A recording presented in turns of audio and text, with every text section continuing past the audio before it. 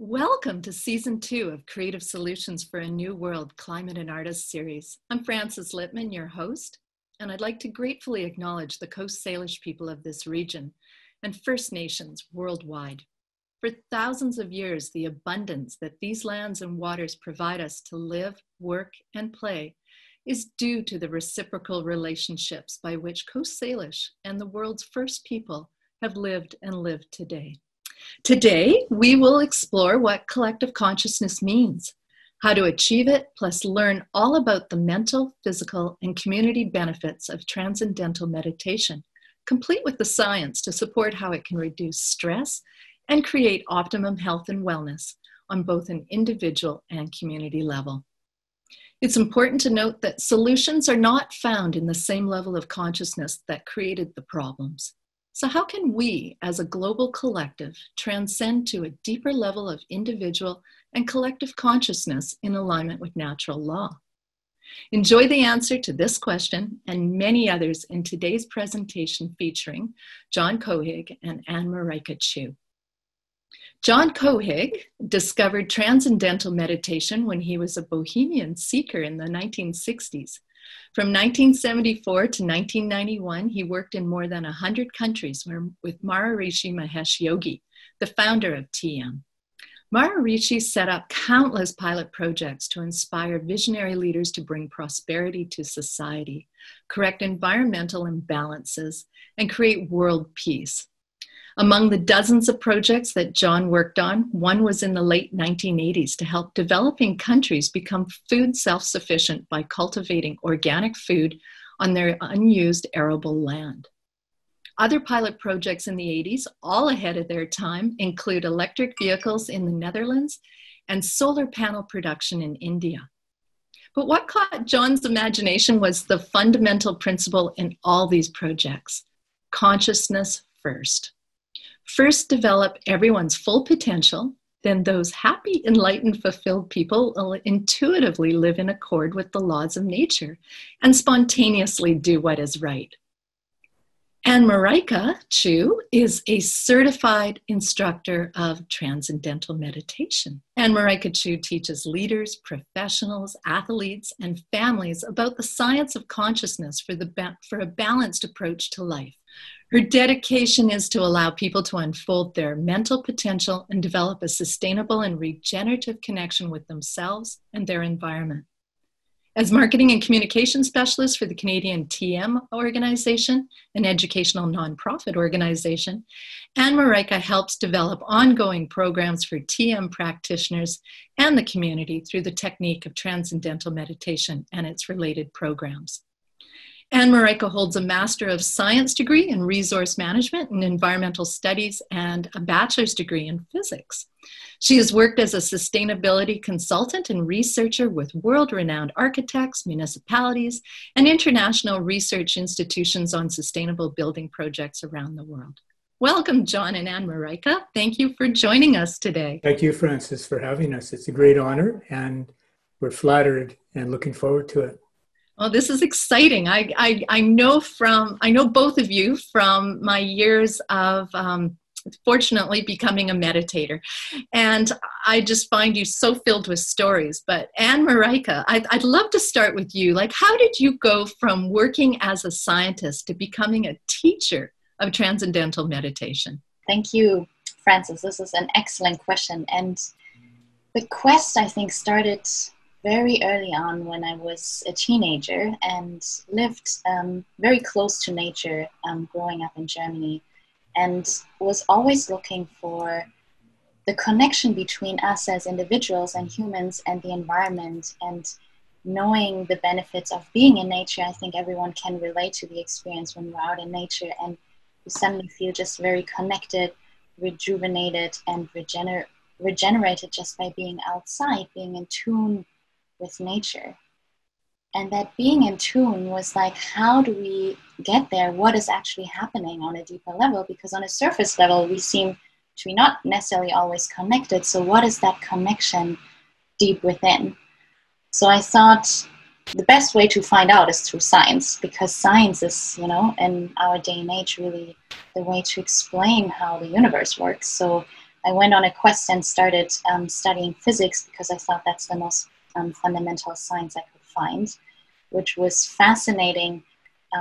Even sometimes, you know, it brings you at the edge of your understanding. And I went all the way from, you know, the classical science to quantum physics, looking at particle physics, and knew I wanted to work eventually more interdisciplinary with the environment.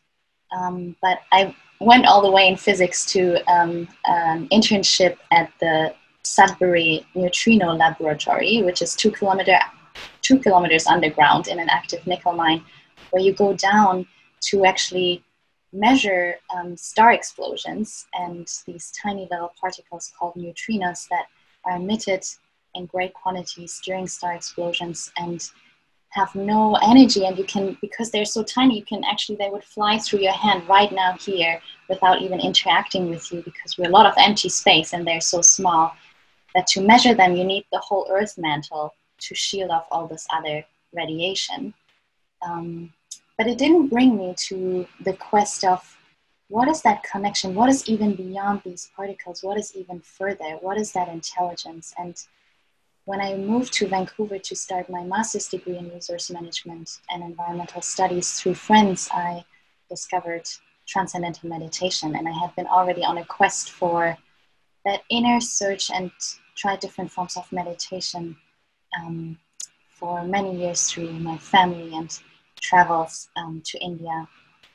But eventually when I found TM, it was everything fell into place. And the remarkable thing with Transcendental Meditation is what Maharishi Mahesh Yogi, the founder, really brought to the West and the world is actually an ancient Vedic science that is the science of consciousness. It really is a direct connection to the roots, what has been known throughout the ages from all traditions and all cultures, that know thyself that is within. And it's actually the source of where we go when we go and in advanced physics and sciences, understanding that connection, that we can actually find consciousness at the basis of creation, at the basis of this pen. You know, what is that structure that structures this matter? It's that same connectivity. So with TM, you get an effortless, direct experience of that inner self, that inner consciousness, and that changed everything. So yeah, maybe that's good for now. I understand that when you were underground, you had a special guest that really transformed the way you were thinking as well. And wasn't that Stephen Hawkins? Yes. Yes. So John, your journey is worthy of a book. Tell us, how did you become interested in consciousness? It was kind of a classic baby boomer's trajectory, because in the mid-60s, I was a full-time flower child living in Haight-Ashbury in San Francisco and Vancouver's Bohemian neighborhood, Kitsilano. And we were very highly idealistic. We wanted to know. It's like there's kind of an awakening at that time, a very special time. And the core of it was, who am I? You know, and what is all this? But in answering that, we were pretty confused. Don't have to go into all of those details. But there was a trajectory there, especially in 1966 and 1967, where the evolution of the thought of that youth movement was really paralleled, interesting way, by the musicians, and these songs that came out of San Francisco and England were like the bards, the poets singing what we were going through. And as it grew, there were no leaders. It was just happening. And so towards the end of 1967, actually earlier, I heard about Transcendental Meditation, but towards the end of the fall of 67, everybody heard about Maharishi and Transcendental Meditation. And then all these musicians, Donovan and the Beatles and the Rolling Stones, and they all met Maharishi and started to meditate. So in the end, November of 1967, my girlfriend and I and 4 or 5 of our best friends, we all learned Transcendental Meditation. And it's very similar, even though it's very different from Anne-Marieke's journey, because what struck me was we knew we were looking for something ultimate. It had all these names in the 60s, the Great White Light, the Other Side. And there was this vague feeling that there's an ultimate, that underneath all of this, there's something that's a ground state. And so what I stumbled into was an organization and a teacher, which was really only about one thing, and that was that ground state, which is consciousness. And the way Maharishi, or even my teacher, Eileen Leroyd, who you worked, as you know, with her daughter, she was a journalist, Eileen, at the old Daily Colonist, and he worked with her daughter at the Times Colonist. Grania Litman, yes. Grania, yeah. Mm-hmm. So the way Eileen explained it, she was one of the first teachers Maharishi had trained, it's very simple. You act, there are three fields of life. There's action, thinking, and being. In order to act, we first have to think. But what is it that's necessary before we can think? And she said, and that is being, just a being, existing, being conscious. And so that is the source of thought. And so all of a sudden, there was this understanding that there's this singularity. There's this underlying wholeness and unity. Take the word university, university, unity and diversity, diversity and unity. It's always been talked about. And it can be directly experienced because it's our own essential nature at the source of thought.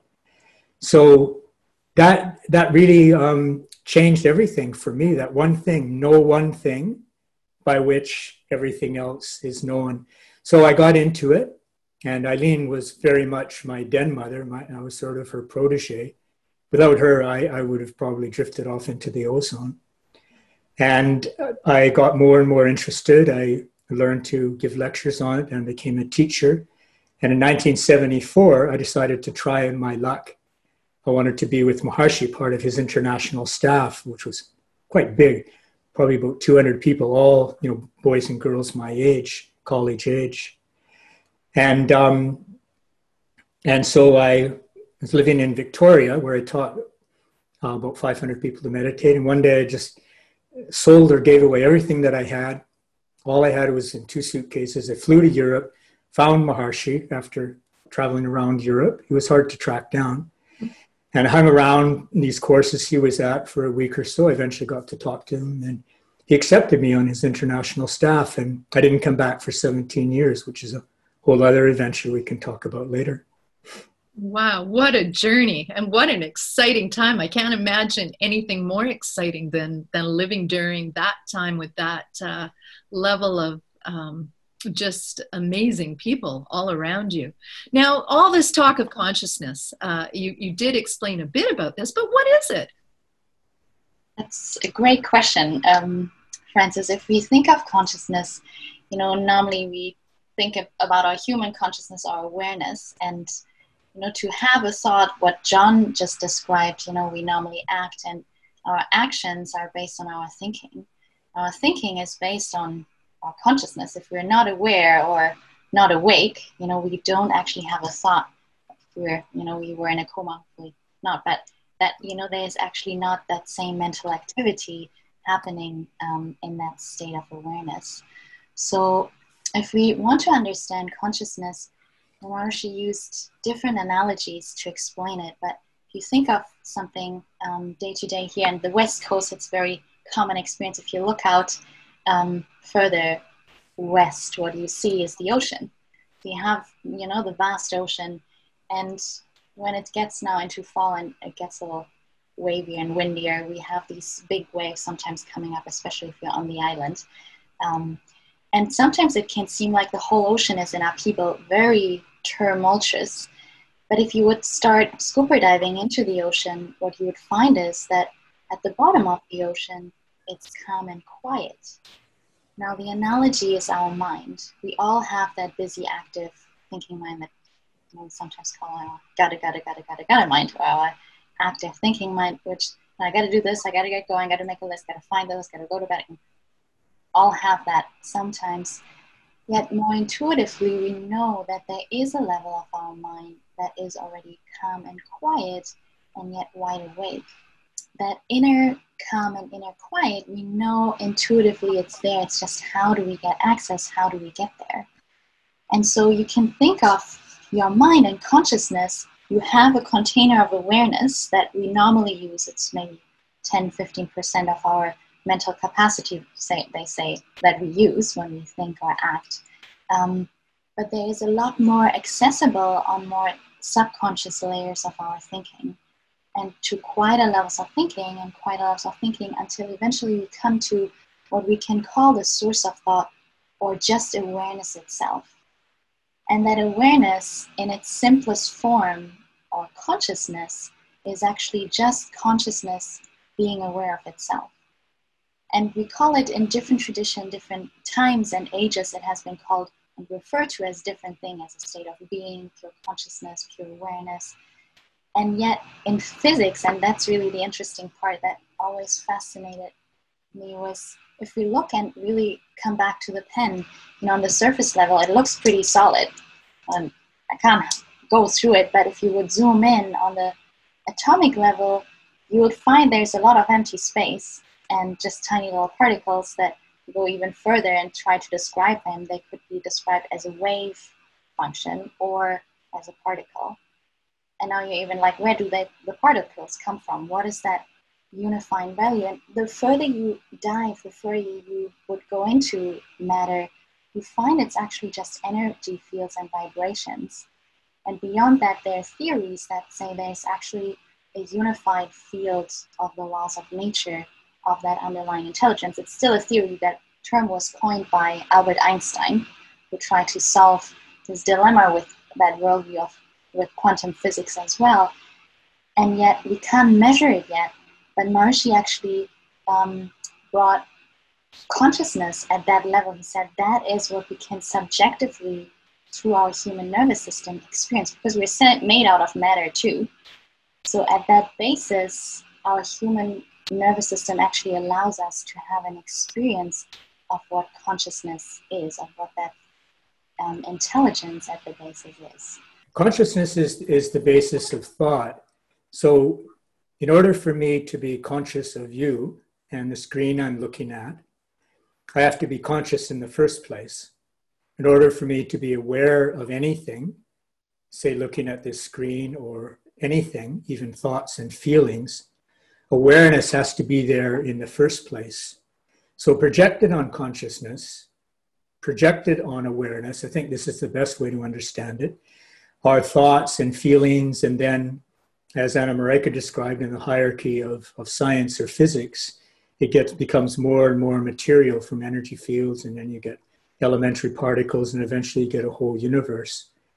But it's all projections of consciousness. So the analogy often used is a white screen in a theater, and on it is projected these vivid images and sound. But when the sound is off and the images are off, what's left is the blank white screen. So in meditation, there are 3 states of consciousness that we normally experience: waking, dreaming, and sleeping. And in meditation, what we do is we learn to experience a 4th state of consciousness, which is transcendental consciousness. So we transcend consciousness, and then the thinker is left alone by themselves without any thought, but they're not asleep. So it's just awareness, pure, unbounded consciousness. And gradually over time, as that develops, reach a state that's often called enlightenment or cosmic consciousness, which is that pure consciousness, that unchanging basis of change, is no longer overshadowed by the outer objective world or by my thoughts or even by my subjective feelings. I'm now free from my own expressions, as it were. I've come back, and now I know who I am. I think many poets have talked about this over the years, right? Oh yeah, Tagore and it's as artistic as it is scientific. It's as romantic as it is enlightened. You can find it all throughout, like Wordsworth, all the great poets. They express like what it's like for that outer quietness and how they connect with the nature. There's some very good poems around that. Maybe we can come back to that. So, John, who was Maharishi? Tell us a little bit about him. Like what was his vision? Well, I was, as I said a minute ago, it was my great good luck to actually work with Maharishi very closely for 17 years. And the first 3 years, from 1974 to 1977, I was his personal secretary, which was kind of like doing everything. You know, it was a secretary, valet, man Friday kind of. We drove him, we traveled with him. That's you in the picture, isn't it? That right there. Yeah, there we can see you. Wow, you've changed a little. Marishi's left. Yeah, I wish. But this photo is a great way to describe Maharishi. He was like a controlled tornado of energy and wisdom and purpose.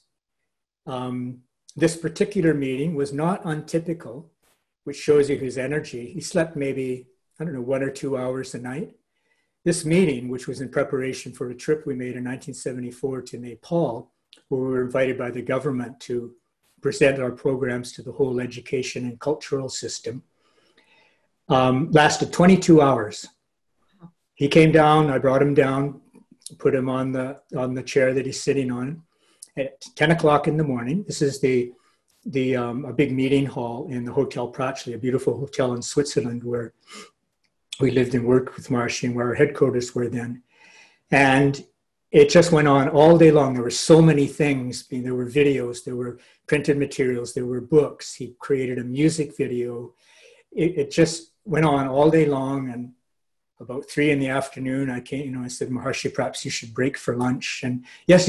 And what was that? Read that again. Should it be an or a the? Read it again. And it just went on like that until 8 o'clock the next morning. And then went up to his room at 8:30. We were already late, speeding off to the Zurich airport to go to India and then Nepal. But as you can see from this picture, Maharishi loved brainstorming. Everything was in terms of the whole world. Everything was in terms of creating an ideal society where we had world peace. There were no problems and suffering, no crime and sickness. We were in harmony with the environment, which is our birthright, and which everybody serious knows could be the case.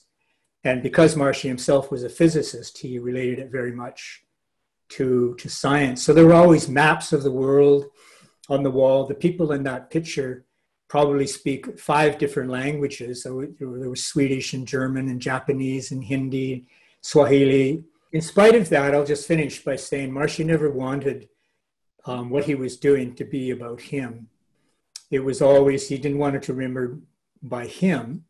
So he said, then what happens? The man dies, and then what's left? He wanted it to be based on the knowledge and the techniques to experience directly what that knowledge pointed to. And because of his background in physics and because of his wish to make the experiences scientifically measurable, the man that he chose to head up all the TM organizations in the world after he left was this gentleman, Dr. Tony Nader, who is a great scientist. He's a medical doctor, but he also went on to get his PhD in cognitive brain and cognitive sciences, neurophysiology, from the Massachusetts Institute of Technology. And then he studied and acted as a fellow at MIT and Harvard in the Harvard MIT Medical School. So he is presently the leader of all of the organizations. And if you look online, drtonynader.com, you will see his website and also his Facebook site.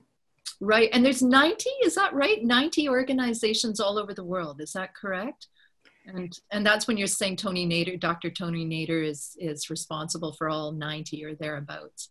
Yes. Anne-Marieke, what would you say is the number? I have a lot of established, like there's an international nonprofit organization, Maharishi Foundation International, and then most countries have their own nonprofit organization that is under the umbrella of the bigger organization. So they have all nonprofit status, or most of them, some even charity status. So yeah, there are a lot. I would have to check with our international office how many Yeah, I just am very impressed with what I've seen. Many of Dr. Tony Nader's webinars and lots of stuff on Facebook. I could just watch all day. They're so fascinating. The man is brilliant. So Anne-Marieke, since you're back, how can we access our full consciousness, and how does transcendental meditation differ from other forms of meditation? Right, that is an excellent question, Frances. And maybe coming back to the ocean analogy, why don't I share with you some visuals along with that? So if we think of the ocean and, our conscious thinking mind, normally we access just a little fraction, they say in science, like 10, 15% of our conscious mind, but yet there's all that potential available to us within our whole range of our mind, and all these subconscious layers of thinking, and that access of that field of consciousness or awareness, which is actually like, almost like you can think of it like radio waves. It's a field that if you have the right frequency and antenna, you can tap into it, and you feel like with radio waves, you hear nice music. It's all even a little more complex in the digital world, but that is really describing that underlying field of consciousness that we can tap in within ourselves. Now, coming back to the scientific side, since I love the science, if we look actually at it from a more scientific perspective, they could measure, if I had this little cap on, and this is actually Dr. Fred Travis, who is the director of the Center for Brain, Consciousness, and Cognition at the Maharishi International University in Iowa, Fairfield. And he's been doing brain research on different forms of meditation and transcendental meditation for many years. So if I had the cap on and would do some brain mapping that could say, oh, Anna, you're talking, or you're awake. Or then if I fall asleep into a different state of consciousness, I could say, oh, you're sleeping or dreaming or meditating. Because all these different states of awareness or consciousness produce a different functioning of our mind and body. So what they found is that there are three major categories where most meditation forms and practices fall under. So the first practice is called, and category is called focused attention, and that's what we see at the top, which includes like focusing the mind on a single object or putting the attention on an object or a thought, and sometimes practice with eyes open or closed. And what you see are these very high frequency gamma brain waves, and they're related to a state of focus. So it increases our attentional processing and attentional processes in our brain, but actually decreases areas that are associated with relaxation, like the default mode network, just because we're focusing more. So don't worry about the term. It's just like, because we're focusing, you see the same brainwaves, gamma brainwaves, more in activity when you're trying to solve a problem and you put your attention on something. That's that very active brain. Now the second category that they found is called open monitoring.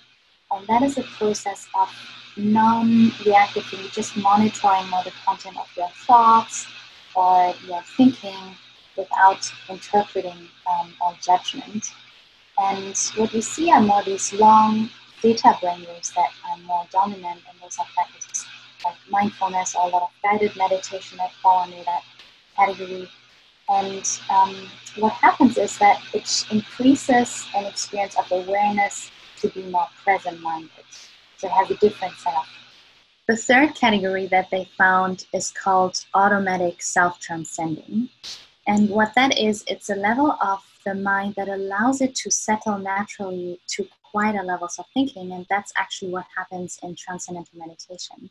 And that's why it's called automatic, because once your mind starts that inward process, it pretty much happens automatically.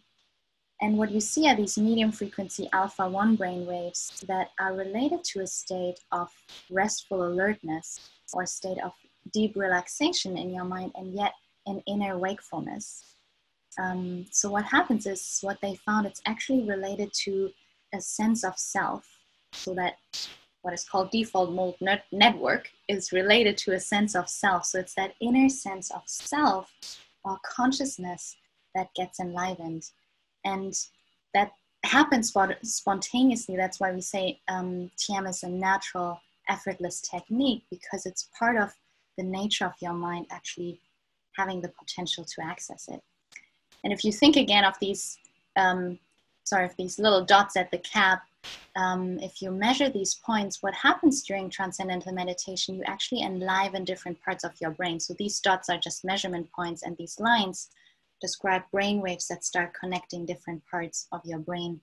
And while I have the eyes open or I'm talking, I actually use only parts of the brain that are more activated during that time. It changes a little bit when we close our eyes. And what they found in TM practitioners, as soon as you start the TM practice, even as a new TM practitioner, it looks almost like your whole brain lights up, a little light bulb goes on, and you have these coherent alpha-1 brain waves spreading throughout the brain, connecting both hemispheres and the back and the front of the brain.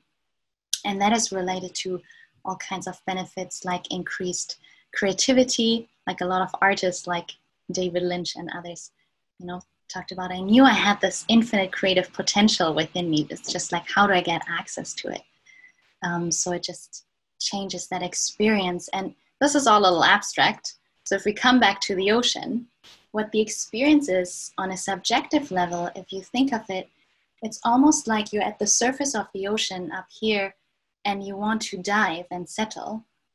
So it's like teaching a kid how to dive in the ocean. You say, like, you get the angle right. What do you do then? You let go. You jump, exactly. And what happens is with gravity, you start settling naturally into the water. The same happens with transcendental meditation. You learn actually a technique with a certified teacher how to allow your mind to naturally get the angle right, and then pretty much allow the mind to spontaneously settle to these bubbles are like thoughts, settle to quite a lot of thinking, quite a lot of thinking, quite a lot of thinking, until eventually you actually go even beyond that quietest level of thinking itself. Because transcendental just means going beyond. And you go beyond the thinking, which is meditation means often referred to as deep thought. So you go beyond your active thinking mind, experiencing what we can call the source of thought, or pure consciousness, or pure awareness, accessing that full potential in our mind. And the goal is not to just have that during your TM. The goal is to get access to that field and bring that out back to the surface, back when you're dealing with activity, back when you're dealing with the storm of life, which continues. That's just how life is on the surface relative level. Well, it's very helpful. And John, maybe you could jump in of like, how does TM especially benefit health and well-being? You want to add a little to that? Following on what Anne-Marieke said, when the mind settles down, the body also settles down simultaneously. Don't have to try to, but the breathing becomes softer. The whole metabolism, as you've experienced, becomes softer and quieter. And what happens is you get very, very deep rest during TM. And rest, as you know, is rejuvenation. That's how the body rejuvenates itself. We sleep at night, we rest, and then the body can repair and get the energy back. So the rest is very, very deep. And all of this is very measurable because Maharishi wanted these changes to be scientifically verifiable. But what happens when the body gets deep rest is it spontaneously becomes more orderly, just as the mind, like those slides Anne-Marieke showed, the mind itself opens up and becomes more orderly and more integrated. So does the body. And at the same time, all the fatigue and stresses that are in the body and in the mind that cause anxiety and probably even cause a lot of the diseases that we have. The word disease literally means dis-ease, means out of balance. And so the result is across the board improvements in health. And this is all measurable and has been by hundreds of scientific studies. Blood pressure goes down, lower cholesterol rates, and the American Heart Association actually declared in 2013 that TM was the TM technique is the only meditation that's been shown clinically to reduce blood pressure. So it's one thing to do all of that. One simple analogy would be from physics, which I didn't study as Anne-Marieke did, but there's a a law in physics called the third law of thermodynamics. And it simply states that if we lower the physical temperature, the temperature of any physical system, then two things happen. Orderliness increases and impurities get thrown off. So a simple example would be salt water. It's water, but it has an impurity in it. It's salt. And how could you remove salt from water? It seemed like it would be almost impossible. But if you lower the water to the freezing level, it turns into a completely different structure. It's now a very orderly crystalline structure, ice, and all the salt will be out. Beside the ice cube will be a little tiny saline solution that refuses to freeze. So the H2O has become more orderly, and it's throwing off anything that didn't belong to it. So when we meditate, it's as though we lower our physical temperature, and that's why orderliness and balance and good health and clarity of mind is the result. And these impurities, these things that don't belong to us, stress and worry and fears and doubts and all this baggage we may have accumulated since childhood, all that goes away. It's beautiful. Now, Anne-Marieke, was there anything you'd like to add about how TM can help us be more resilient to stress and help us with decision making? Yes, it's actually a really great topic in terms of what you bring up with resilience, finding that resilience, which starts in of course, our body, but also our mind. Mind and body are connected, and often we do a lot for resilience for our body. We eat well, we try to stay healthy and well rested, but often we forget about this 2-pound organ that is leading the show in a lot of sense and ways. So what they found is with Transcendental Meditation, and there is a lot of research on Transcendental Meditation now. There are more than 350 peer-reviewed scientifics published from all kinds of different universities and journals, research journals. And one of the study focused, what they did a lot through the David Lynch Foundation, which is a non-profit and charitable actually foundation that the filmmaker David Lynch started to look at stress-ridden parts of society. And actually what he wanted to start is bring TM to inner city schools in 2005. And now they expanded to serve other at-risk populations to provide full TM scholarships, which they have done in the last 15 years, more than 1 million across the world. So they looked, we think of stress, stress could be our day-to-day stress. Sometimes we sleep, not well at night. It could be just the general wear and tear of our body. But there's also a level of stress that is sometimes deeper rooted or traumatic stress when we go through a loss of a person or have an injury or an accident. So some of these stresses get stored in our physical and mental brain. So Dr. Fred Travis says every experience that we have changes the brain.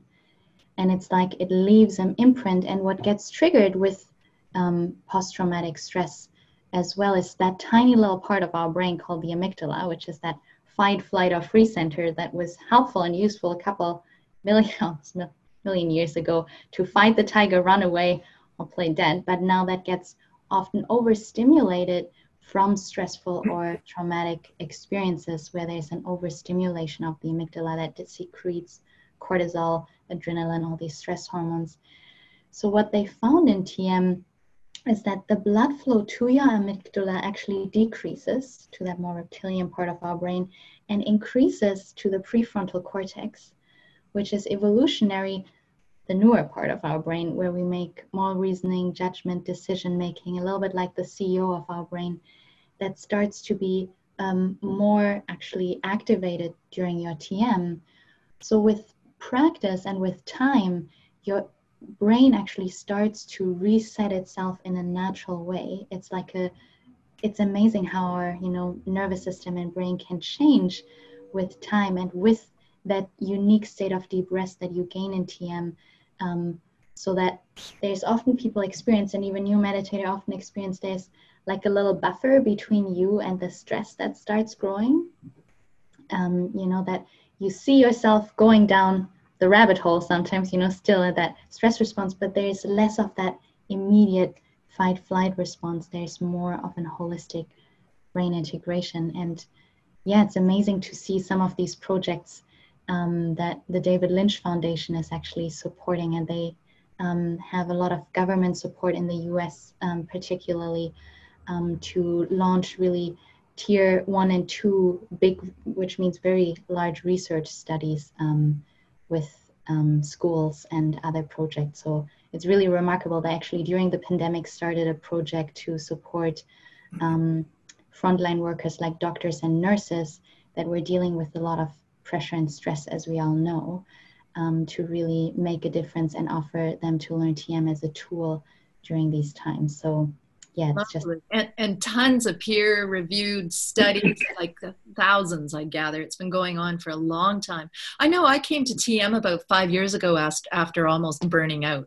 And I had been told my entire life that I should meditate. And I never thought I could find the time to sit still long enough to do that, let alone, in my super full life and schedule to do what I do now, which is meditate twice a day for at least 20 minutes in the morning and the evening. And I can honestly say it has been a lifesaver for me. And I am so grateful to have these simple techniques to allow me to let go of stress and feel positive, refreshed, and happy. And despite how gloomy the news is, I know full well that we have the power within us to change what we don't want into something we do want, just by calming our system. And if we can all do that together, there is a magical effect, which I know you'll mention, John.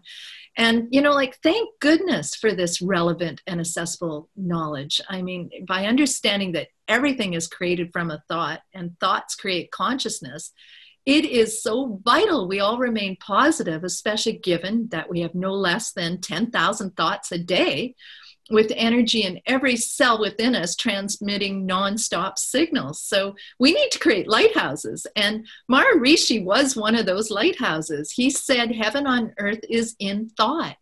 Through a higher level of thought, we will bring into the light pure consciousness and shine on the higher intelligence of the heart, that bringing us in alignment with nature. Now, I know we've got to move on, but John, would you like to quickly say something to that? Well, if you look at the bigger picture, Maharishi, as he said, his overarching goal always was to create an ideal society, really a world peace where there weren't problems.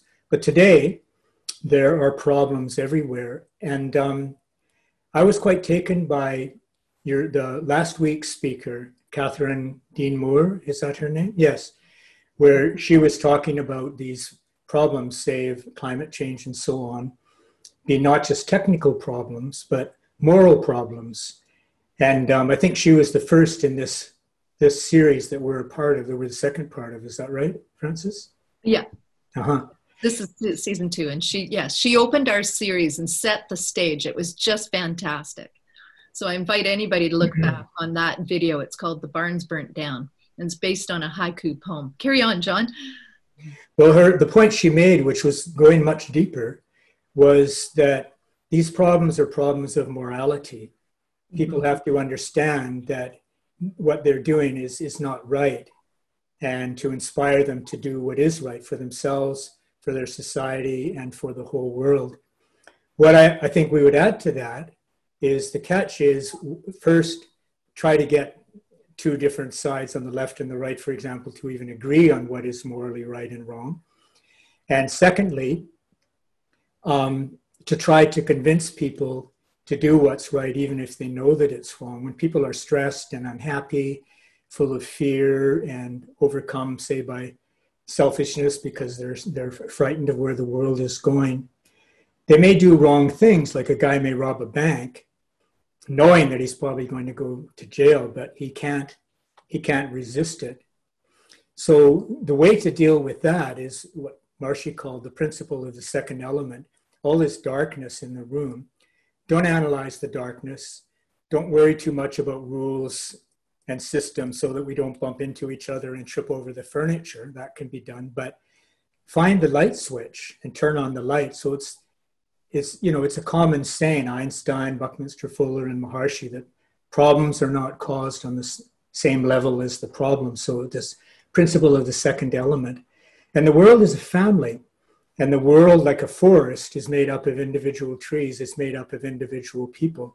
So if enough people are becoming more orderly in their thinking and becoming healthier and stronger, then it will become a more orderly and moral world spontaneously. And the beautiful part about that, just to finish this thought, is that when people meditate, because they're dealing with the source of what they are, just like the root is the source of a tree, all the diversity of a tree, it's not just that the mind becomes clearer and more creative and the body becomes healthier and stronger. The feeling level, the heart, also develops simultaneously. Mm-hmm. And, you know, when you're in love or you just want $1 million or everything's going your way, everybody's okay all of a sudden. The problems aren't so bad, I can deal with that. And it's like the sun comes out and everything is seen in a different way. Mm-hmm. So if we can create enough people who have, as Plato said, you know, first knowing themselves, taking care of themselves, then we can create an ideal society free from suffering and where everyone's happy. Where we move from the me to the we, the collective, from the individual to the collective, correct? Yeah, and that's what's most inspiring for me, and always was when we were around Maharishi. Think in terms of the whole world. The world is my family. Mm-hmm. And how we can unfold what's already there, get rid of what shouldn't be there. It's just like the third law of thermodynamics. You give rest to the physical system, orderliness increases, and impurities are thrown off. So for the whole world, enough orderly people, mm-hmm. and then it becomes more orderly. You don't need so many laws, and you don't need everybody to meditate. You know, if you have a chaotic household and one kind aunt walks in and stays for a week, you don't even have to address the conflicts between the brothers and sisters and the dad, and just her presence produces a calming influence. So anyone who is developing themselves are the real heroes of this age. I agree. I think it's just so beautiful. I love that analogy. The ant walks in and everything calms down. You know, the beloved ant. So there's a long history of creative people being involved with TM. To name a few, the Beatles, Leonard Cohen, Clint Eastwood, Oprah Winfrey, Katy Perry, Sting, Ellen DeGeneres, Jerry Seinfeld, Marshall McLuhan, Jim Carrey, as you mentioned, Buckminster Fuller, and a number of famous filmmakers like George Lucas, Martin Scorsese, and David Lynch. So tell us a little bit more. We're almost out of time here, but just tell us a little bit more. It's actually great to see, you know, there's such a variety of people practicing TM because it's a natural technique. So you find actually people from all walks of life, background and cultures practicing TM without really exception, which is quite amazing. Even, you know, people, because TM is really a mechanical technique that is based on the nature of the mind. So nothing you have to believe in or nothing you have to try. So you find people from arts, from science, from politics, practicing TM for their own benefit. And, you know, as David Lynch once said, is true change begins within. And, you know, where's that within? It's from that basis of our creative intelligence, from that field of consciousness, but which is universal to all of us, even if through our nervous system we might experience it in different ways because we're all built a little differently. That is that underlying common sense. And now this all sounds a little abstract, but if you're interested to learn more about how it actually works, to learn it, you have an experience first of allowing your mind to naturally settle with a certified teacher of TM, and you can find it just if you go wherever you are on tm.org or for Canada at ca.tm.org. And the beauty is how it's taught is you have an experience first of what it means to tap into that full potential of your mind, into consciousness, access that field of consciousness, and then bring it out into activity. So based on your experience, you gain more understanding. Right now, it sounds a little bit like me describing you how a mango tastes without you having ever had a mango. And you're like, wow, this sounds great, but I want to try it. But once you had it, you know what a mango is and that it's not a strawberry. Even if somebody gives you a strawberry, you're like, oh, it's actually different. So you just get a direct experience first and then explore more for yourself to grow. And as John said, it's like, you know, we radiate that light from within, and that has actually, even on the brain waves, has impacts on other people's brains. So there's a lot more we could talk about, but I think it's good for now.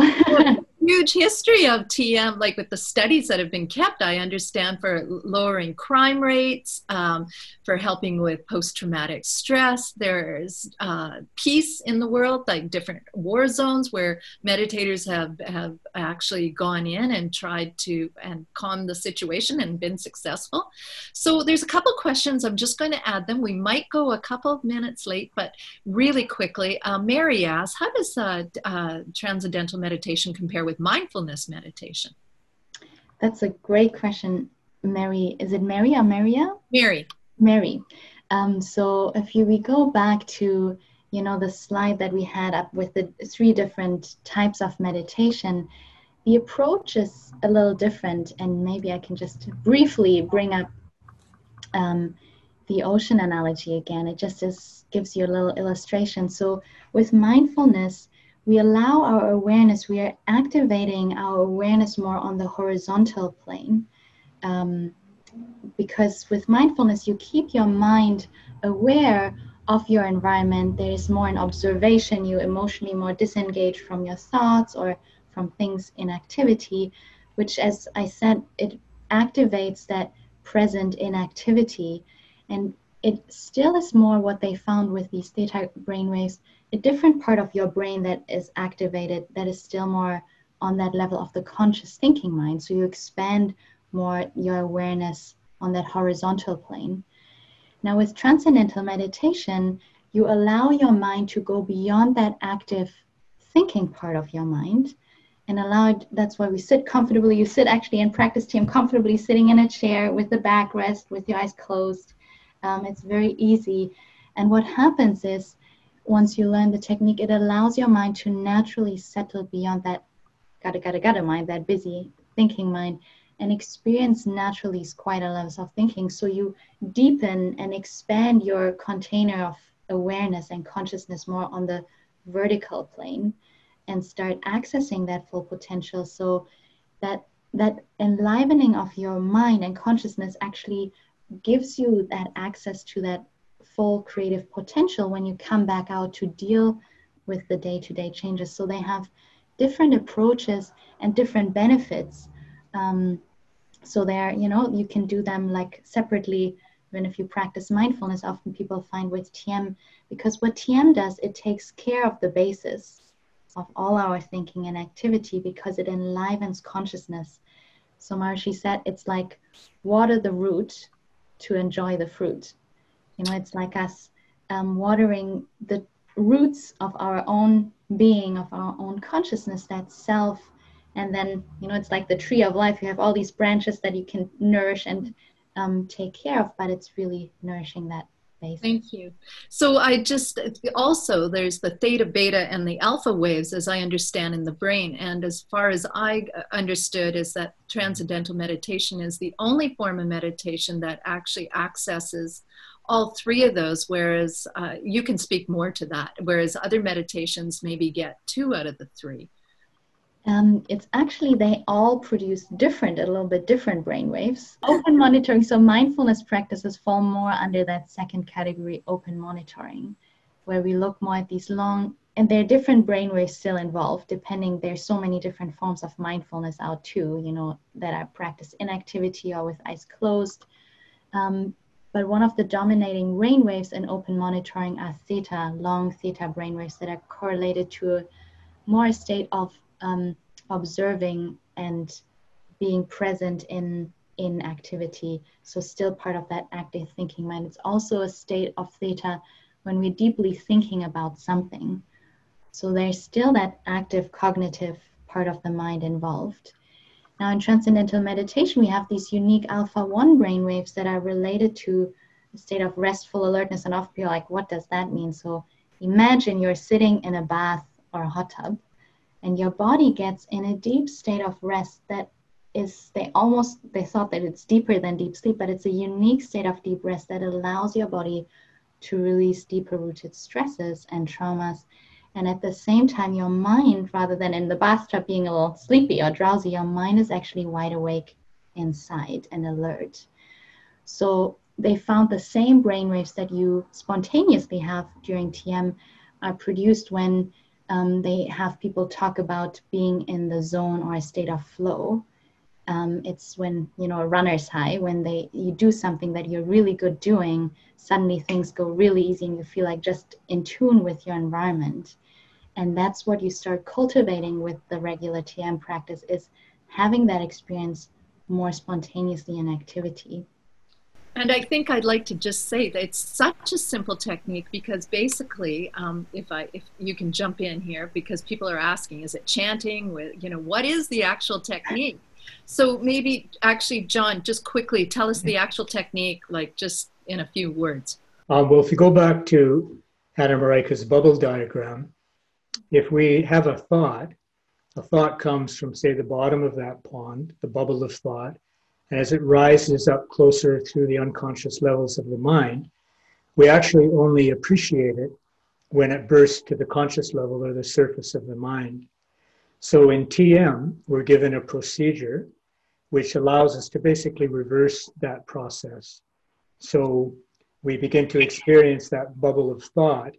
And the way that we do it, the tool that's used is we're given a technique that involves what's called a mantra. It's a sound that has no meaning.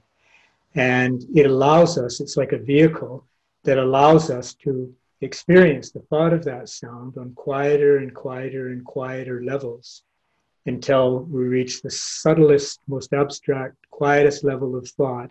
Then the whole thing is left behind and consciousness is left alone by himself.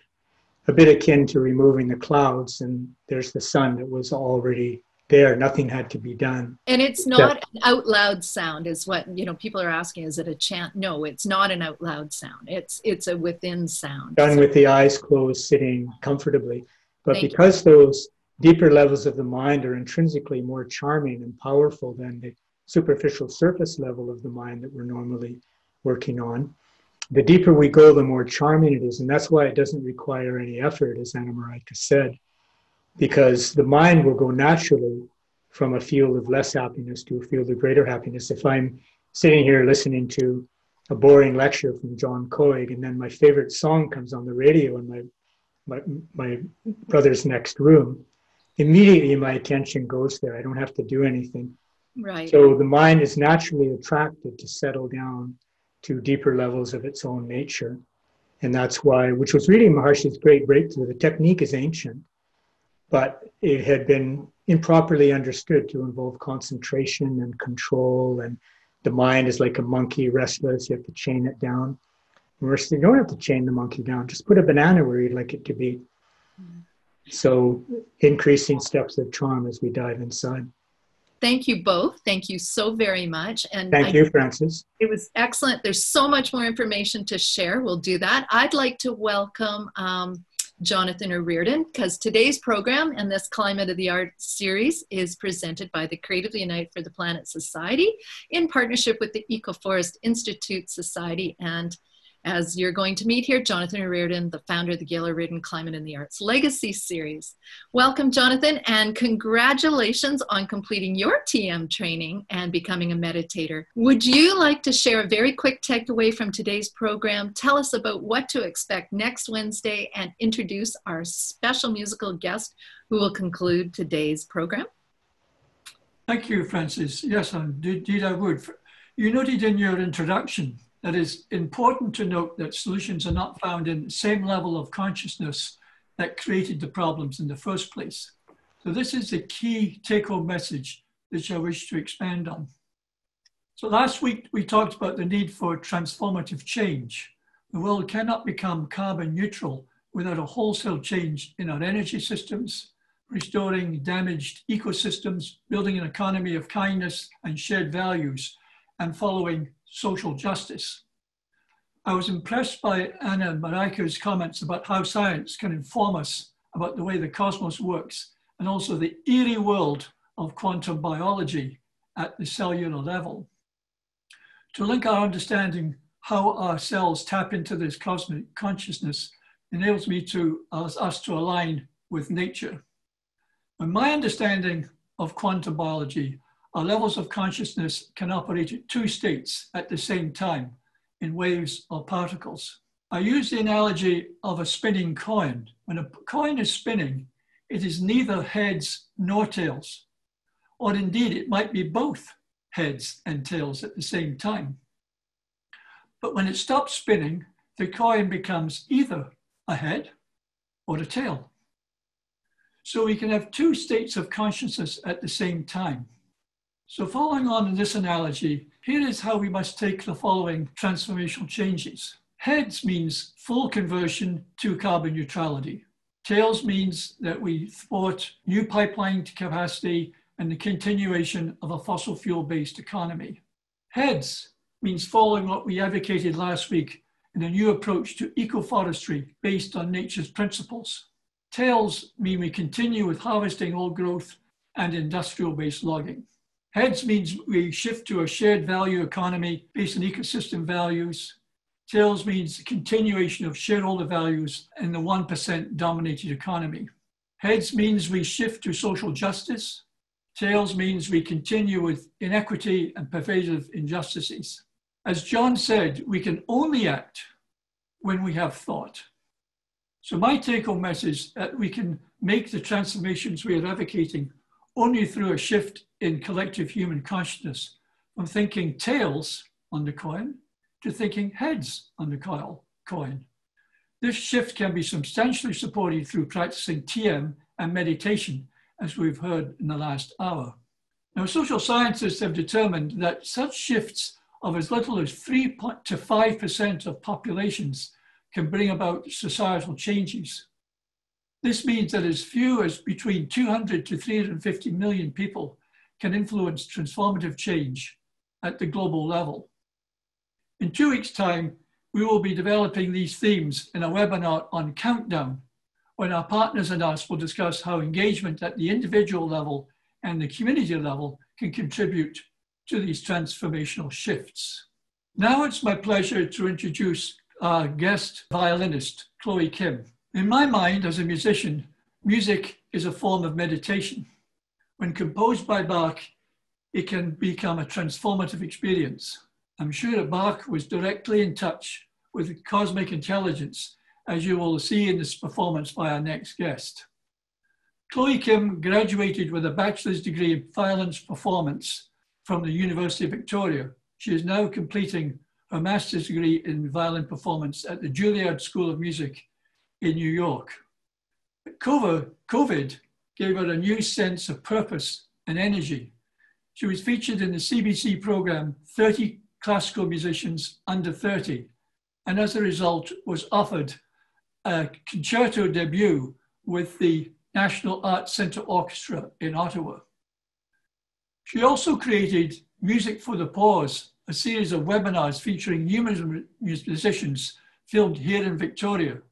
As a result, she raised over $30,000 in donations, which directly have supported musicians whose livelihoods have been so profoundly affected by the pandemic. Chloe said to me, "For me, music is an art form of empathy as well as a conduit of love. Indeed, it is sacred." I think you'll understand what she means by this when you hear her playing Bach's Allemande from his 6th cello suite.